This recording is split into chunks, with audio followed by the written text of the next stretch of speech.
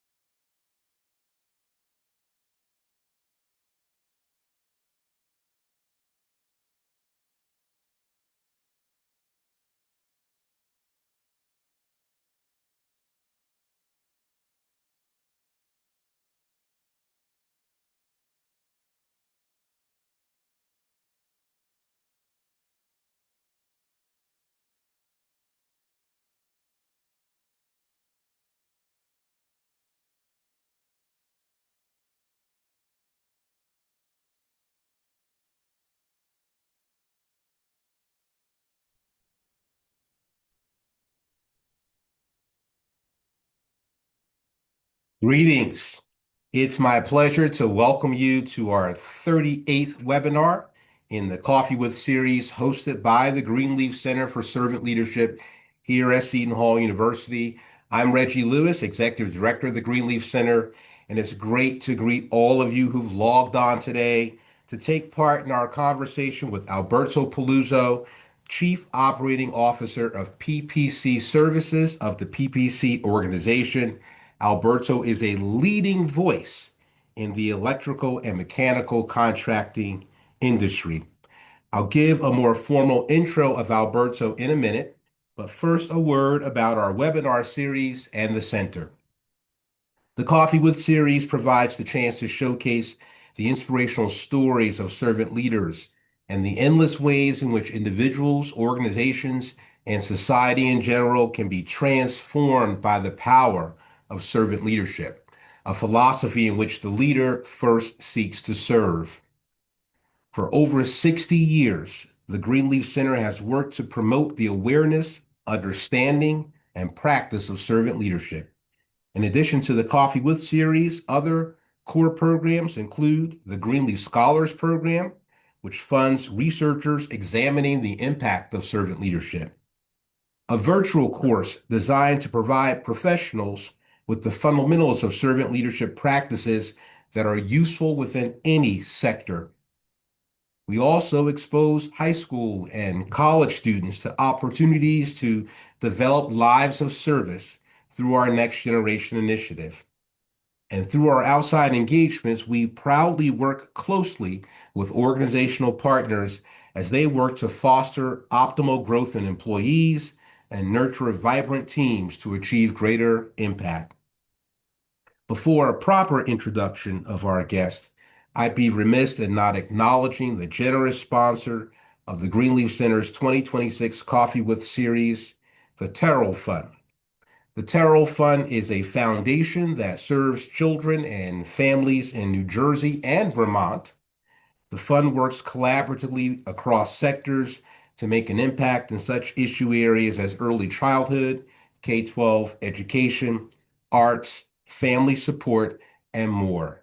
Thank you, thank you, thank you to our dear friends at the Terrell Fund. Now, the moment we've all been waiting for. It really is an honor to welcome back our guest, Mr. Alberto Peluzzo. Alberto currently serves as the Chief Operating Officer for PPC, an industry leader specializing in electrical systems and mechanical lifecycle solutions. At PPC, Alberto has oversight of strategy and development, business operations, legal, and marketing, among other areas. Prior to this role, Alberto held the position of President and Chief Operating Officer of Metro Power, an affiliate of PPC. And his experiences in the field include significant executive management roles at Volt Power LLC, where he served as Vice President of Operations, ABB, where he was the General Manager of Global Field Services, and Baker Hughes, where he led oil and gas operations in Latin America with notable revenue growth. Alberto's career at GE Oil and Gas of Mexico encompassed various leadership positions, including GM of Digital Solutions and Energy Services in Latin America, where substantial increases in sales and operational efficiencies were achieved. He holds a bachelor's degree in mechanical engineering from the Georgia Institute of Technology and an MBA in global management from the University of Phoenix. Alberto is known for his collaborative leadership style and commitment to developing teams while always enhancing customer relationships. He has a proven track record of generating growth and driving profitability without ever leaving people behind, and that makes him a phenomenal servant leader. Welcome back, Alberto.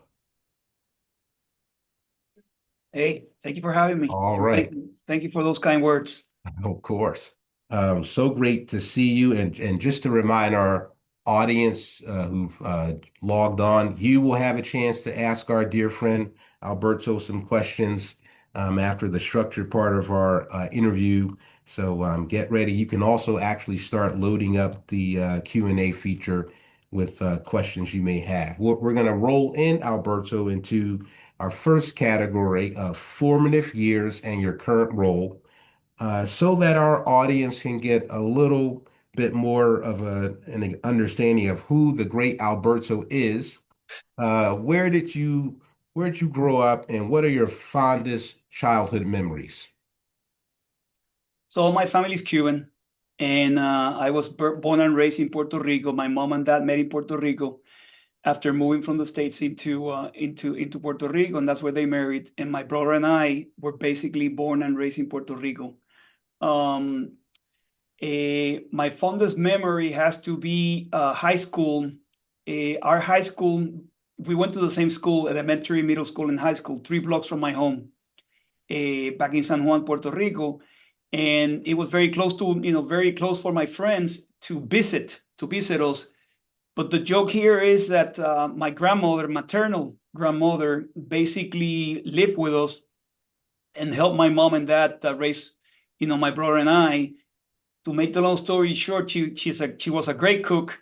So my friends sometimes would basically leave school early, would go home, go for lunch, and then I would get there and I have all these friends eating and I haven't even gotten home.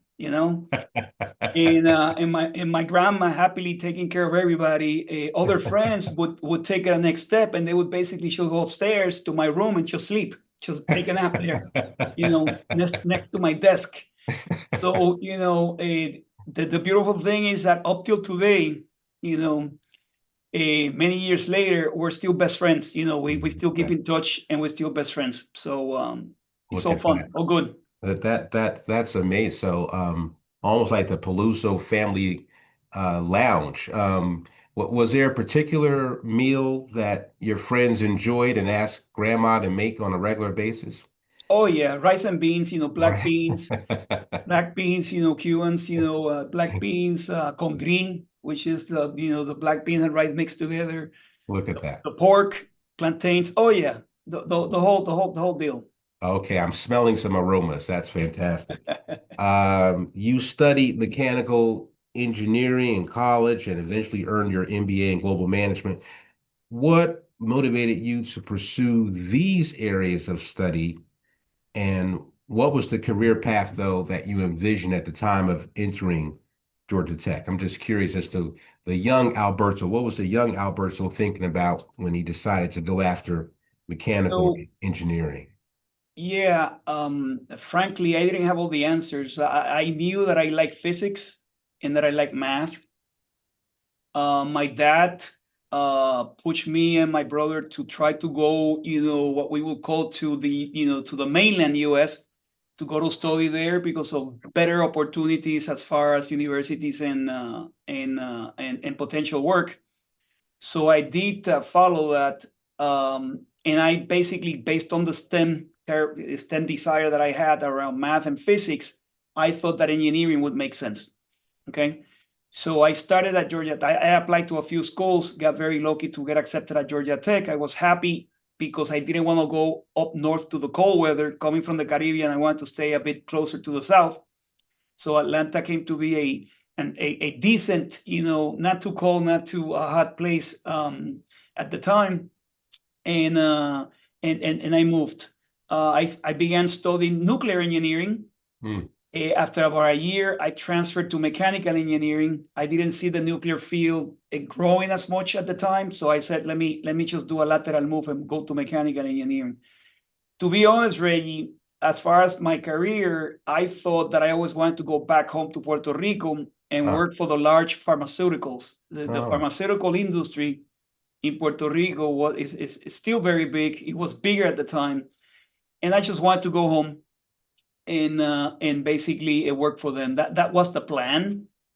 But it turned out that when I graduated, work was limited in Puerto Rico. I was very lucky to get accepted into the General Electric International Field Engineering Program, and then the rest is history. As far as the MBA, after about 8 to 9 years working, I thought that I had to continue growing, continue education. And I thought that I started to begin working on leadership roles and management roles and global management. I was leading teams globally outside the US.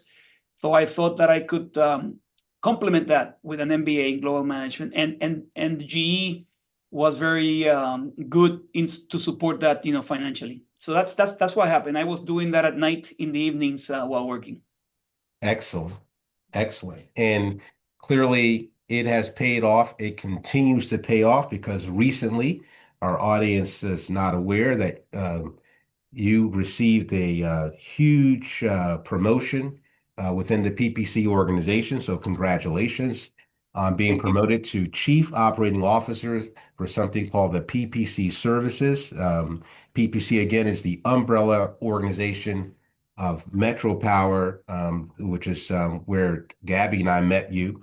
Tell the audience, I should say, just a little bit about the world of Metro Power in particular, and what is this company, but more critically, how is this company different from its competitors?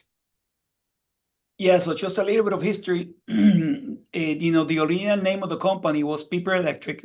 It's Piper Electric.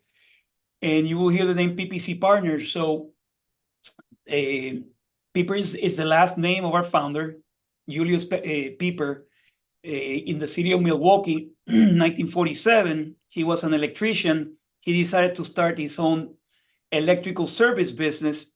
And that's how this business started. He was so successful that his son, Richard Piper, took the company to the next level. That was done in 1947. So this goes back to 1947 in the city of Milwaukee. The company grew, and in the 1970s, Richard Piper decided to expand to the southeast of the U.S., expand operations. And that's where Metro Power came to be in the 1970s. 1978, Metro Power started in the city of Central Georgia, in Albany, Georgia, and it has been expanding since then. And then just to give an overview of, so what do we do? What's Piper Electric or what's Metro Power or the other two companies? We're basically specialty contractors that focus on three things. We have electrical solutions, mechanical solutions, and what we call low voltage solutions. An example of low voltage is IT infrastructure inside a building, a CCTV, access control, nurse call on a hospital. So we basically provide products and services into that field. About 50% of our work in construction of new buildings, and about 50% is services in an existing building for those particular disciplines. And basically, the company grew so much that we have now 4 companies: Piper Electric, the original one, Metro Power. Then we have another one called MPS, which is in the Midwest, which is focused on transmission and distribution lines.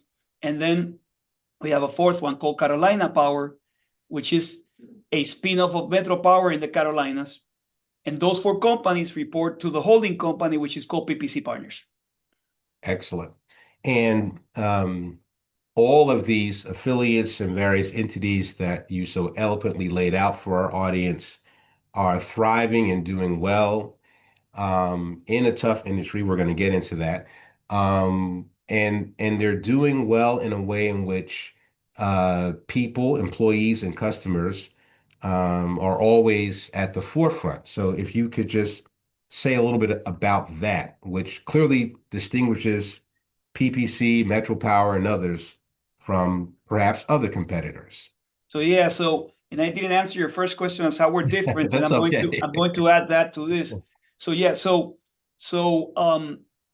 That our founder Julius Pieper was, I think, very ahead of his time, and he founded this company on servant leadership principles.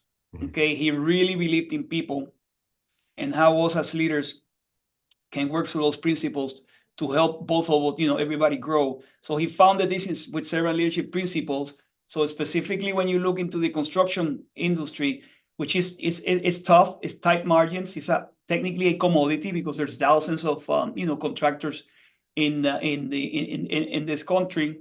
One thing that differentiates us is our belief in servant leadership, and not only do we say this, we put it into practice. 10%, is part of our quote unquote bylaws that we keep. 10% of each company's operating income before taxes goes into the PPC Foundation, which has basically the PPC Foundation name of PPC Partners. And then every year we basically give back to our communities that we serve. Okay. We find that that's one item. Number two, that makes it a bit different, is that Mr. Pieper or his son Richard Pieper in the year 2000 had a choice to make upon his retirement: sell the business to a third party, could be private equity or other, and risk losing that culture of servant leadership, or he came up with a better idea, which was, let's sell it to the employees. All right. So he basically created a very good scheme to convert the company to a stock ownership program. He found third-party lending to help the employees buy the company. And today, not only do we have the same culture that he created 78 years ago, but we own the company. The employees own the company. So it's a very good way of keeping that culture going, if I may say. Excellent. What a rich history that is. Thank you, Alberto. Let's talk about your path to servant leadership. Many of the industries you've worked in, utilities, construction, electrical, and mechanical, and contracting, are often known for being highly demanding, results-driven. These are, as you've already said, they're tough places. They're not always known for putting people first. How did you personally develop a leadership mindset that prioritizes employees and customers in environments where that's not the norm? And is there a particular incident or a moment in your career, even prior to PPC, that cemented your belief system? So let me start with the latter first. Yeah, before PPC. So look, I grew up, as I mentioned, most of my life within the corporate world, and I learned a ton, and I'm very grateful for all the companies that I work for and supported my growth. But large corporations, it's naturally a tough environment, very aggressive, and you run into some managers that sometimes don't really show the leadership skills on treatment of people that you want to see. So it wasn't so much as to what I learned, it's what I learned that I didn't like. I didn't like people mistreating others. I didn't like some behaviors of, instead of looking at it as an area of opportunity to work with that individual, it was seen as a weakness. Let's replace and move on, because we don't have time to spend on that individual. And that's one thing that I grew up with. It was in some companies part of the culture, and I took it for granted. Then fast forward to leaving the company and joining Metro Power, when I first learned about the company and I was reading about their servant leadership principles, it resonated a lot. And when I came here, I had a chance to see, to see different cultures. When I left GE and ABB, I went to private equity, and then after that, I came here. So I saw different cultures that I can compare and make my own opinion. And really, that helped me a lot to understand what really servant leadership meant. And to answer your first question, in this environment is tough, but this is a people business. It's a people business. We don't sell gadgets, right? We don't sell computers or iPhones or cars or a hardware product. What we sell is the expertise of trade skills people, either electricians, or mechanics or other. But we sell the trade skills and we sell solutions to our customers. So it's people driven. So we have to take care of our people, which happens to be our product. And what a better way of doing that than using servant leadership principles, basic servant leadership principles. So hopefully Absolutely. that gave you a close loop answer. Absolutely, you did. Um, a people-driven business. Let's go a little deeper in terms of how you and your colleagues have placed the values of servant leadership, the principles of servant leadership into practice, because that's the hard part, doing this stuff on a daily basis, being consistent, showing up in a certain way. That is easier said than done. And when we spoke last year, you described Metro Power's solid values around its care for employees and customers.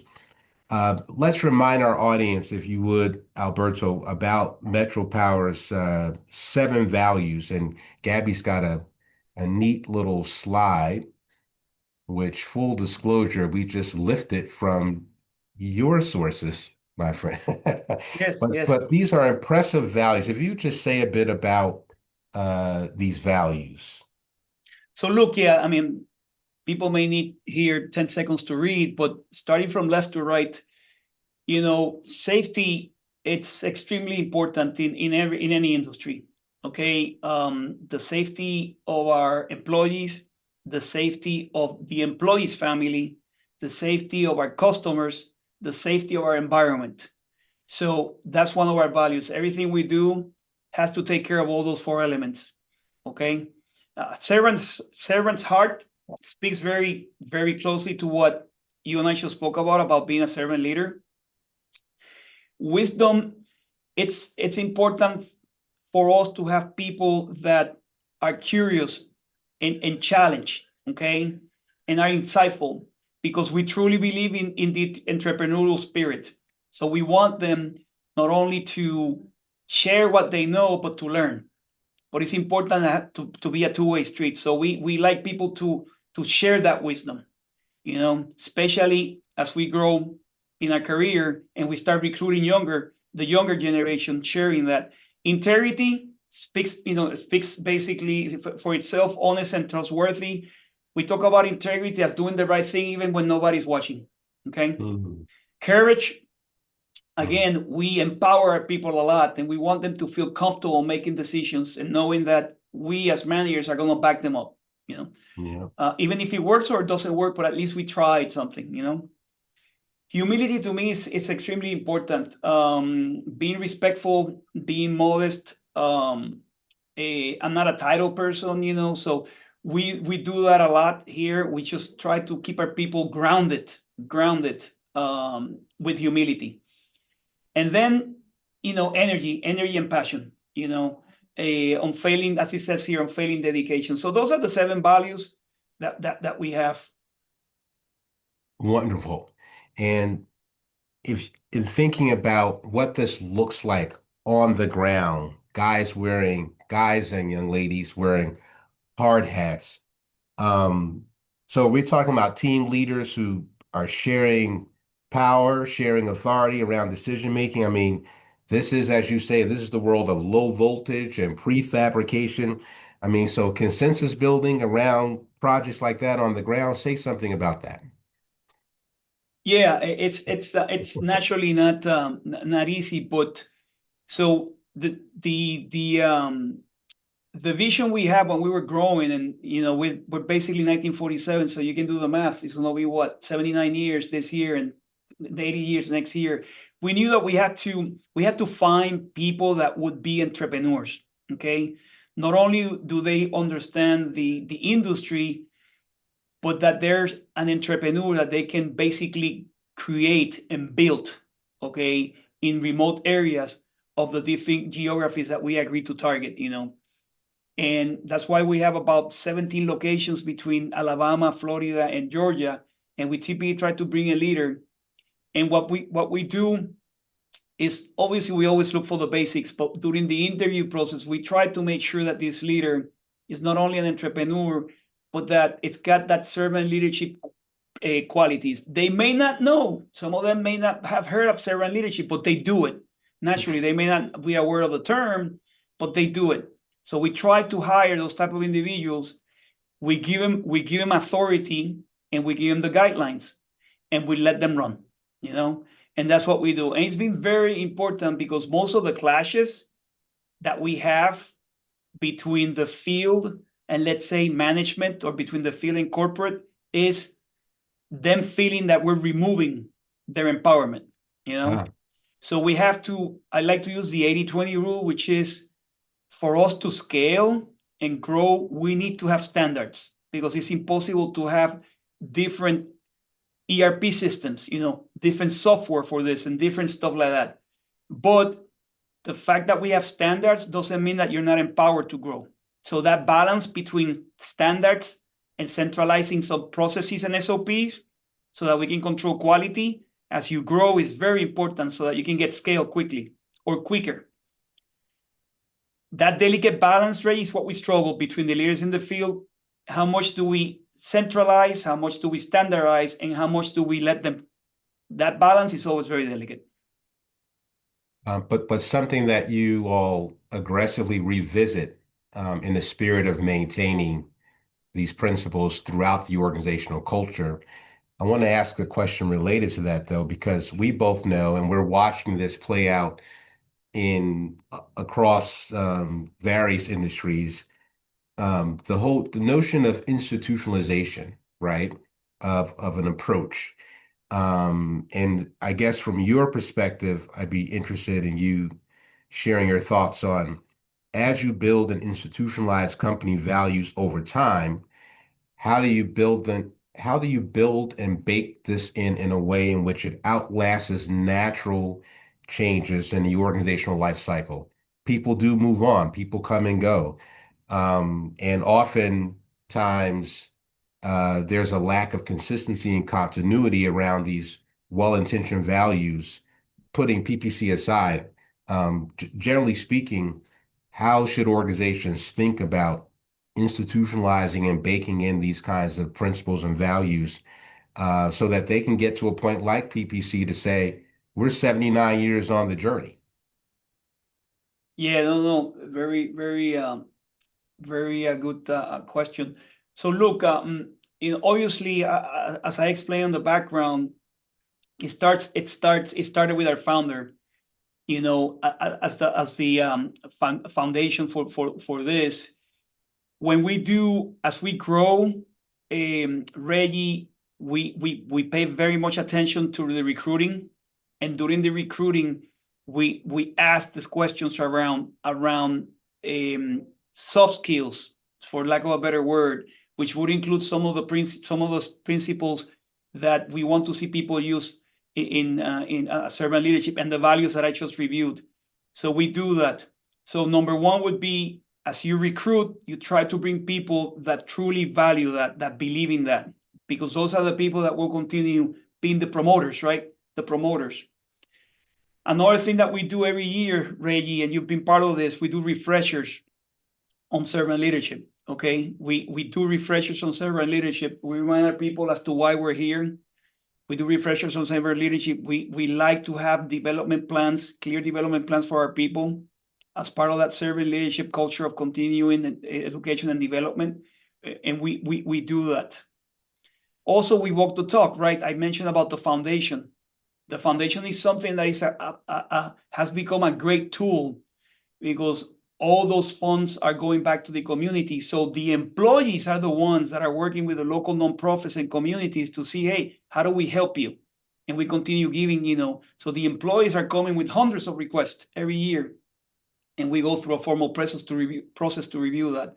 So the employees are coming here every year. As we also have different academies. We have a leadership academy where managers, what we call junior management, middle management, senior management, and experience, and all that. It starts with our values and servant leadership principles. Okay, so what we do, Ray, is just we try to hire the people with the right what we believe to have the right mentality and mindset around that, and then we strengthen that through refresher, continuous education, and the foundation as an example. Fantastic. Carefully selecting, then nurturing and supporting those individuals, staying close and true to the communities that you're serving, particularly the foundation. I didn't realize that employees can also make recommendations for the philanthropic arm of the shop. That's Yeah. outstanding. Um, I'm down to my last one or two questions. I've got some very young staffers who are pushing me. They're saying I'm gobbling up all our time. Um, but I've got to ask you this question about the misperception of those who ascribe to servant leadership, that guys like you and I are kind of leaning towards this soft, mushy way of leading that sometimes gets us away from true accountability and a lost focus on results. Um, can you help me to clear that up for people who think that maybe there are times in which Alberto and Reggie are being a little too mushy and soft? Yeah, I can understand where the question is coming from. They're completely, they're completely, independent. Okay. Holding yourself accountable or holding others accountable have nothing to do in the sense of conflicting with servant leadership. Um, you should, all the servant leadership principles that we have about listening to people, for example, having empathy towards people, making sure that you develop those people, and accountability, they all complement each other. Okay, they just don't have any conflict. The best managers that I've had is people that hold me accountable. So what am I supposed to do? And remember, this company is also employee owned. So I'm working for the employees of this company. I'm one of them. So there's just no conflict. The fact that you need to have a tough discussion, this is what happens, is holding people accountable is tough. It's a tough discussion. So what you need to make sure is during that discussion that you're using the right body language, the right words. Dignity is what comes to mind to me. Respect is gained in time, but dignity, it's from birth. So you need to treat people with dignity and have the accountability discussion if they are not performing. At the same time, have the rewarding discussion when they're performing and exceeding. So it works both ways, right? You can have an easier discussion if you are recognizing them for their work. You will have a tougher discussion if you have to basically say, hey, look, we agreed to this and this is not working out. And then think why it's not working out. As a servant leader, the first thing you have to say is, wait, I know I have a solid employee. What's happening? What's happening here and there? Try to understand the why, be empathetic. It could be that employee is facing some family situations that they keep them very personal. You never know. So again, holding people accountable or rewarding people, good discussions, tough discussions, they need to happen, but you can still use servant leadership principles to make sure that that discussion takes you to the next level. And I always appreciate management that are holding myself accountable, because life is not easy. You have high moments and you have tough moments, and you can work through it. The question is working through it and giving the benefit of the doubt to the individual, giving the benefit of the doubt to the individual and working with them. And in time, if it doesn't work out, things will organically work themselves out. Okay, but you give the benefit of the doubt to the individual. Thank you so much. Accountability, maintaining accountability does not translate into or have to translate into a loss of compassionate leadership and support for the employees that we care about. Last question has to do with the world we now find ourselves in. We live and exist in a world that appears to be, quite frankly, completely turned upside down, and there are obviously these are times of enormous economic uncertainty and deep polarization throughout our nation. Alberto, my friend, what's the way forward from your vantage point, and is there anything that gives you some hope in that regard? I've been told by my wife and many people that I'm too optimistic and very naive in many ways. But I learned this phrase here in the U.S. Hope dies last, and I'm very hopeful.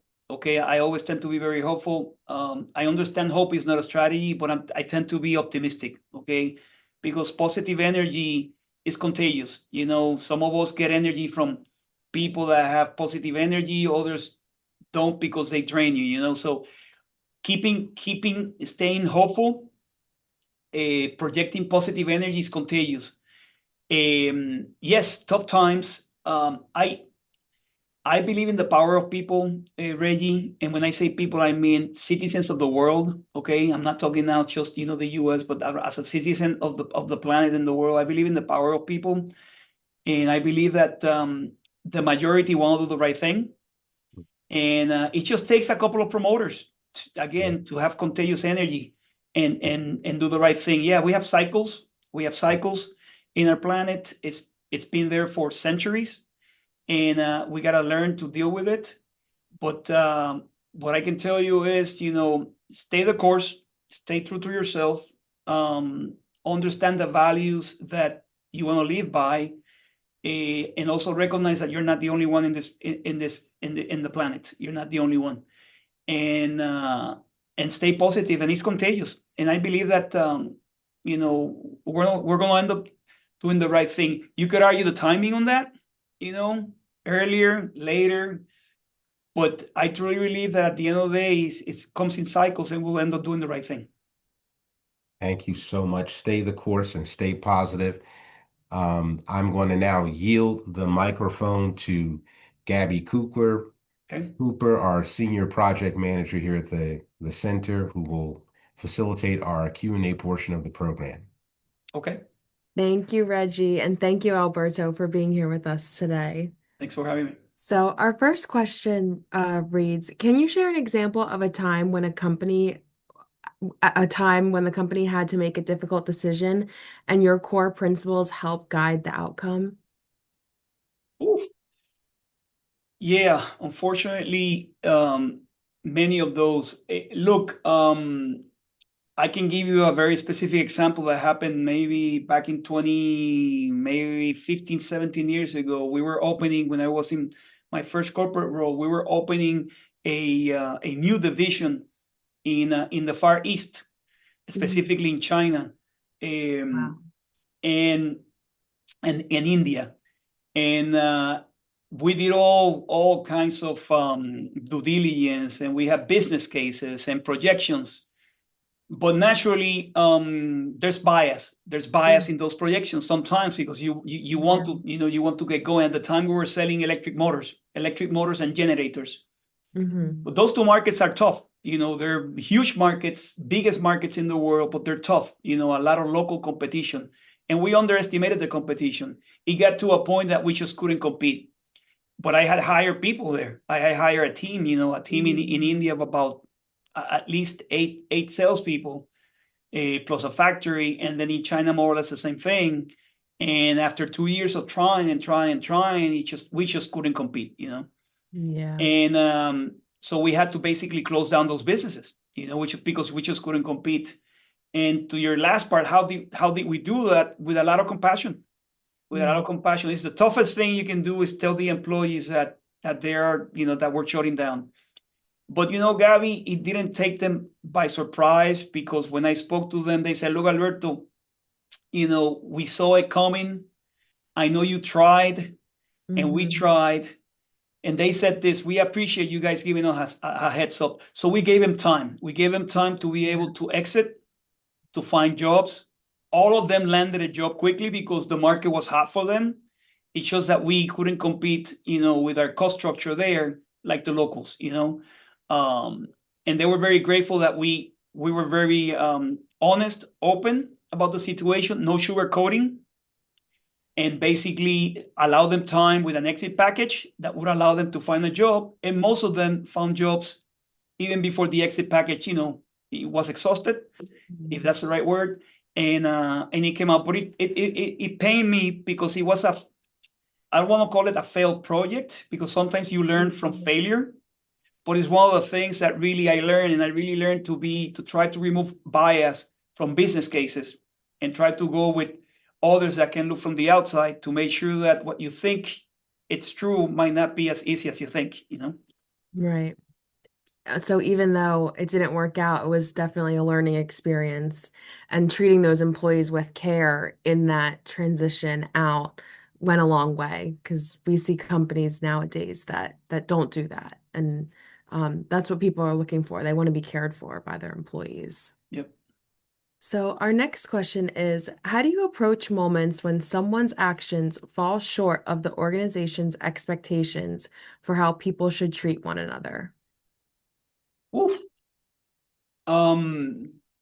Yeah. So falling short on expectations, how people should treat one another. Mm-hmm. Look, I learned this a long time ago, which is name the behavior. It's very important as you give feedback to people to record the behavior.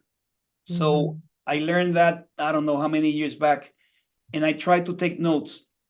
When I see something that I don't like, and it can wait, yes, can wait. I take note, I write it down, I do then a follow-up one-on-one with that individual, male or female, and I give them feedback. Okay? Regardless if they report to me or they don't. I think if I was present and they were present and I saw something, because I want them to get better. Okay? Mm-hmm. Now, Gabby, if it's a situation where the comment that was made, I found it to be very comment or behavior of some sort, I found it to require immediate action. And I have to be very careful when I do this. I typically try to do it then I stand up and I basically say, hey, we're not going to, whatever, we're not going to tolerate that. I think it's time for a break.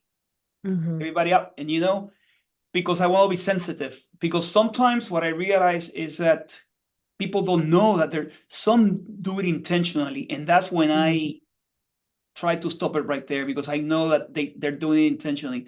But others, they just don't realize they're doing that. Yeah. They come from a position.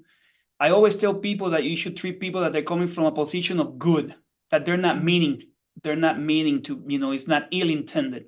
They're going from a position of good, but sometimes it doesn't come that way, And I always believe in that. So position of good, if it doesn't work out, feedback later.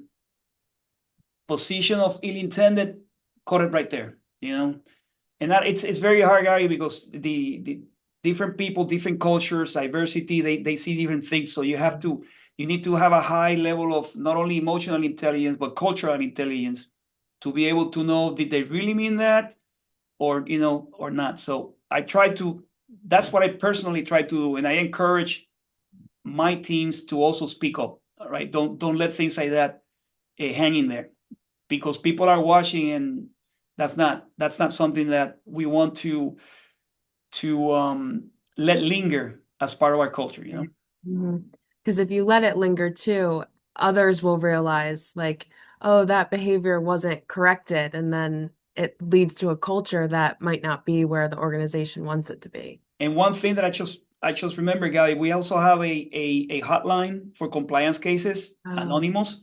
So we also tell people, when I have discussions with people, because I also have discussions, I try to do with the people involved, not only the person that might have said and the receiver. Right. I also try to work with the receiver, and if they feel like they have to put a complaint, I tell them the process to put a complaint, so that then it's investigated and we go through it, because to your point, we don't want to let this linger. Okay. Right. Yeah. And it's nice that that hotline can be anonymous for employees. Yes, it can be anonymous. Mhm. Okay, so our next question is, for leaders who want to build organizations rooted in strong values, but aren't sure where to begin, what guidance would you offer based on your own experience? Well, so look, I mean, just to put some advertising here for the Greenleaf Foundation, but Yeah. we can start. I mean, servant leadership. If there's many contractors that I talk to and they tell me, "Hey, Alberto, what's that?" And I said, just Google servant leadership. You'll understand, what it means. Hmm. Um, and because it's a very, in my opinion, it's a very simple principle to follow and to understand. Also, some people use the golden rule, right? The golden rule, regardless of religion, regardless of religion, treating people in any religion of the world is the same. The golden rule is you want to be treated the same, you want to be treated, treat people the same, you want to be treated. It applies. So I always start with the basics of, hey, look, golden rule, servant leadership.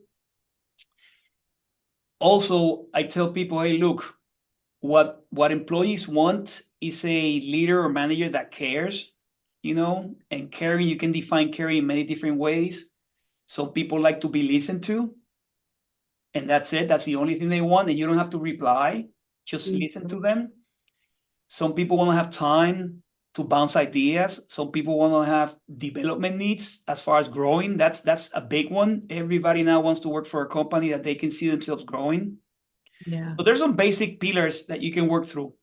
In addition to getting more academic when it comes to um to leadership. Mhm.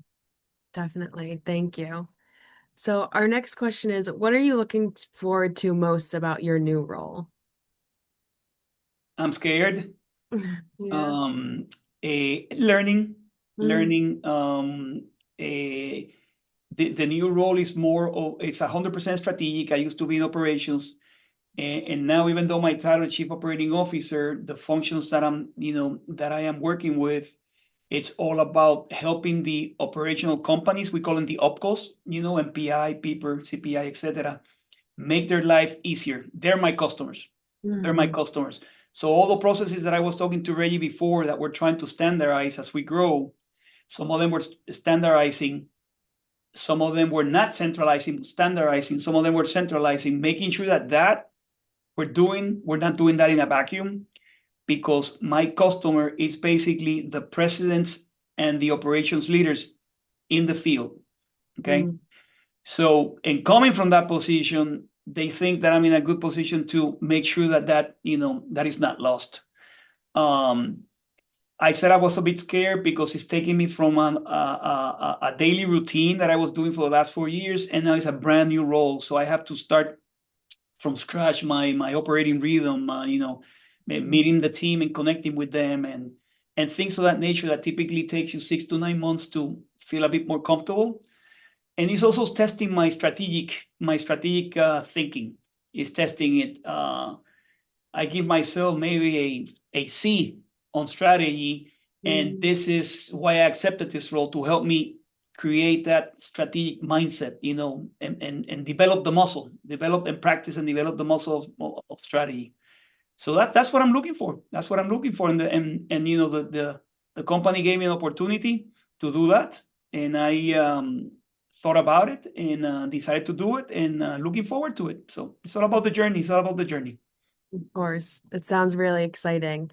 And it speaks volumes that you're able to admit that you're scared. Like that's it's okay to be scared, but you're in an environment where you have people that are there to support and walk through this with you. So that's Yes, you wonderful. have to.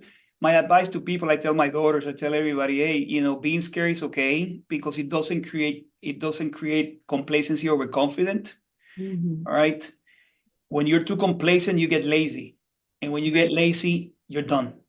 So you Hmm. always have to challenge yourself, get yourself, quote unquote, out of the box, out of your, comfort zone. I meant to say out of your comfort zone. And it's tough. Some people like to stay there. And Hmm. I like to challenge myself. So I took a new challenge, and let's see where it goes. Yeah, it's exciting. Okay, so our last question for today is, We're on a college campus at the Greenleaf Center and we're entering pretty quickly into graduation season. So, what advice would you give to the young leaders that are about to graduate, whether they're going into mechanical engineering or electrical contracting or any other field? What advice would you give? Well, um, going back to my college days, hey, look, academia is one thing, and moving into the professional work, either if it's a professional or trade skills, it's a bit different. In academia, what I learned was to think. They show you how to think, how to collaborate, how to relate. Those will help you as you transition. Companies will show you the technicalities of what you need to do. So trust that the companies will show you the technical things that they need to do, the processes, everything. But what they can't teach you is problem solving. Trust your gut feel around how good are you with problem solving. Number two, clear thinking and communicating, being able to communicate, trust that. Okay. And number three is being able to work in a collaborative environment. So I would say again, communication, clear thinking, collaborative environment, problem solving. Those, if you can take that from your academia days and prove to the employer that you can do that, they will teach you the rest, And stay optimistic and stay hopeful. I know it's going to be highs and lows. There's always people you can lean on to, but focus on the basics you learn in school, and the rest will fall into place because the market is out there. It's ripe. This is a very solid market that we're experiencing, and we can get distracted easily. Stay the course, believe in yourself, trust your common sense, and remember what they taught you in academia, and you'll be fine. Well, thank you so much for spending time with us today. We really appreciated it. No, thank you for having me. Always great to see you, Alberto. You are the right Same. man for the right time for PPC. Thanks for offering PPC as an example for all of us to recognize what is possible when servant leadership is implemented consistently across operational functions. Great to see you and looking forward to hearing about all of the wonderful things that are about to happen from your new areas. So I wouldn't say C, my friend. I think A minus at the very least, right, Gabby? At Right. least A Let's minus. So Yeah. harsh on I'll self. meet you. I'll meet you in the middle with a B. It's fine. All right. All right. Take good care, Alberto. I know Thank you, Gabby has everybody. some Thank you for the announcements. opportunity. Stay safe. All right. Thank you. Before we all log off, I have a brief announcements from the Greenleaf Center. So, applications for the 2026 Greenleaf Scholars Program are now open. To learn more about the program eligibility and the application process, you can visit greenleaf.org, where all information is linked on our homepage. April and May registrations for Foundations of Servant Leadership are now open. This course examines the efficacy of leadership approach that fosters growth in others, builds strong, vibrant teams, and leaves organizations and communities better than the way they were found. You can visit greenleaf.org for information about registration that's linked to the homepage. The Center is now accepting nominations for the 2026 Annual Servant Leader Hall of Fame. This accolade recognizes individuals and organizations who have demonstrated a long-standing commitment to the principles and practices of servant leadership. To submit a nomination, please visit greenleaf.org. If you would like to stay connected with the Greenleaf Center, you can follow us on the following platforms here. We post all webinar updates and program updates. And lastly, thank you all to everyone who logged on today. If you could take a brief moment to complete the Zoom survey that will pop up at the end of the webinar, we would greatly appreciate it. So thank you all. We thank Alberto and have a great rest of your day.